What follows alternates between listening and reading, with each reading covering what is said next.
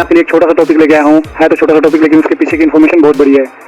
अगर हमारे सामने कुछ ऐसा सवाल आ जाए या हमसे पूछा जाए कि दुनिया का सबसे शक्तिशाली राष्ट्रपति या प्रधानमंत्री कौन है, तो हमारा सबसे पहले ध्यान अमेरिका के राष्ट्रपति की तरफ जाता है।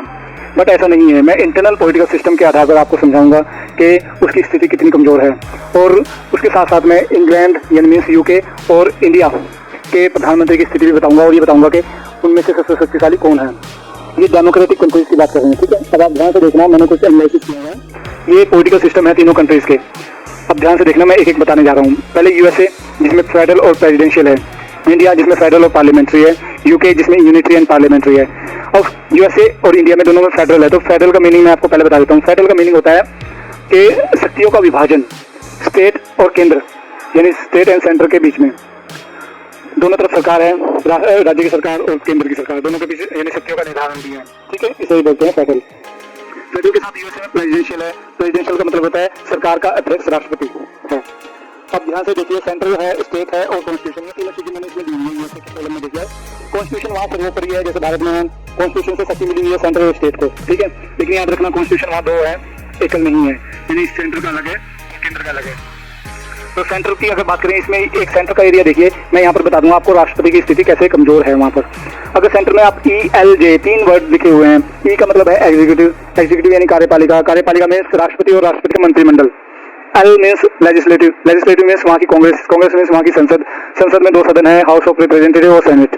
फिर नीचे जुडिशरी देखिए, जे लिखा हुआ है, यानी वहाँ की न्यायपालिका। जुडिशरी को ये दोनों कंट्रोल करते हैं और जुडिशरी इन्हें कंट्रोल करती है। यहाँ पर चेक एंड बैलेंस की विधि यूज की जाती है इनको आपस में कंट्रोल करने के लिए। कुछ ना कुछ इनके हाथ में पावर है सभी के, जिससे एक दूसरे को कंट्रोल करते हैं, ठीक है। अगर एग्जीक्यूटिव की बात करें तो ई लिखा हुआ है। तो एग्जीक्यूटिव क्या है? कार्यपालिका, राष्ट्रपति और राष्ट्रपति का मंत्रिमंडल। मीन्स वहाँ पर राष्ट्रपति का चुनाव डायरेक्ट होता है, तो मंत्रिमंडल वो अपने अकॉर्डिंग सेलेक्ट करता है और अपने किसी को भी मंत्री बना सकता है वो अपने मंत्रिमंडल में। जरूरी नहीं लेजिस्लेटिव का मेंबर हो, वो लेजिस्लेटिव का मेंबर भी ले सकता है और पूरे मंत्रिमंडल को वो बाहर से भी बना सकता है, वो उसकी मर्जी के ऊपर होता है, ठीक है।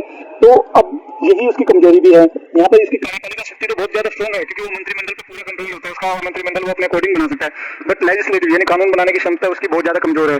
वो किसी भी कानून को लेके आए, लेजिस्लेटिव में उसका कोई मेंबर नहीं है संसद में, तो उसके कारण वो कोई भी कानून लेके आता है या धीरे से लेके आता है या अपना बजट लेके आता है, तो उसको रोका जा सकता है और उसको यानी समाप्त भी किया जा सकता है, ओवर रिडन किया जा सकता है। राष्ट्रपति के पास वीटो लगाने की पावर होती है, तो वीटो लगाने की पावर लेके आए वो, उस वीटो को भी ओवर रिडन किया जा सकता है, ठीक है। और अगर मैं बात करूं कि उसके पास एक ऐसी वीटो भी है जिसे पॉकेट वीटो कहते हैं, जिसे नहीं रोका जा सकता, लेकिन उसका यूज भी बहुत कम केस में यूज किया जाता है उसका। तो इस तरह से उसकी स्थिति कमजोर है। फाइनेंशियली उसकी स्थिति कमजोर है, क्योंकि वो बजट लेके आएगा तो उस बजट को पास करे ना करे वो संसद के हाथ में होता है। अगर वो कोई कानून या अध्यादेश लेके आए तो उसको वो पास करे ना करे वो संसद के हाथ में होता है। वो संसद का वो मेंबर नहीं होता, इसलिए उसका संसद में प्रभाव कम होता है, ठीक है। इस तरह से आप समझे कि उसकी स्थिति कितनी कमजोर है। अगर मैं इंडिया की बात करूं तो इंडिया में फेडरल प्लस पार्लियामेंट्री है। फेडरल का मैंने आपको मतलब बता दिया था, अब पार्लियामेंट्री का मतलब समझिए। पार्लियामेंट्री का यानी संसदात्मक जो सरकार है, उसका मतलब होता है कि जो संसद के बीच में से ही प्रधानमंत्री और मंत्रिमंडल चुने जाते हैं। अब संसद में जिसका बहुमत होगा उसी की सरकार यानी उसी का मंत्रिमंडल और उसका प्रधानमंत्री होगा। और अगर बहुमत पूर्ण बहुमत है, जिस तरह से अभी नरेंद्र मोदी जी के पास पूर्ण बहुमत है, तो वो सबसे शक्तिशाली सरकार कहलाएगी।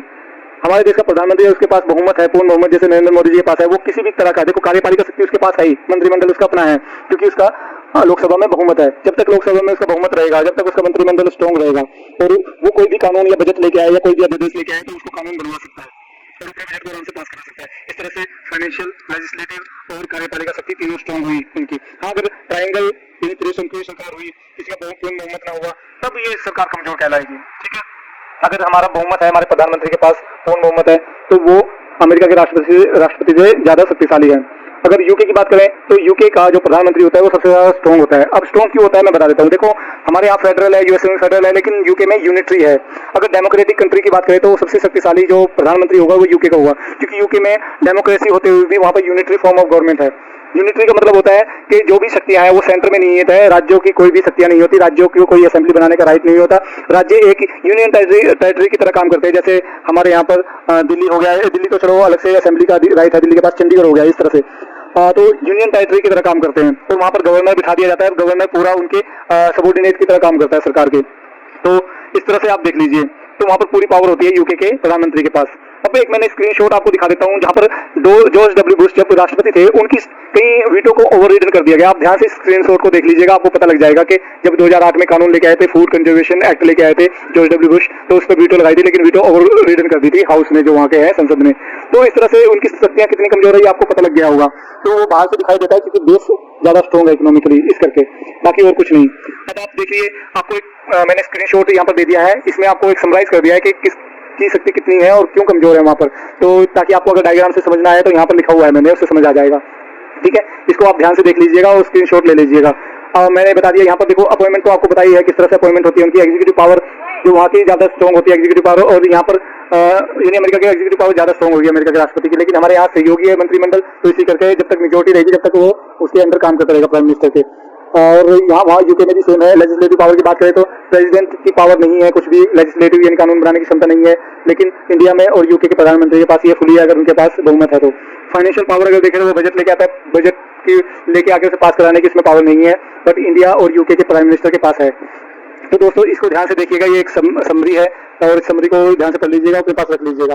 तो अगर आपको मेरी ये वीडियो और ये एनालिसिस अच्छा लगा हो, मैंने आपको सारा नहीं समझाया क्योंकि सारा समझाने के लिए बहुत ज्यादा टाइम चाहिए होता है, तो मैंने आपको ये बता दिया है क्यों उसकी शक्ति कमजोर है और हमारे देश के प्रधानमंत्री और यूके की प्रधानमंत्री की शक्ति ज्यादा है।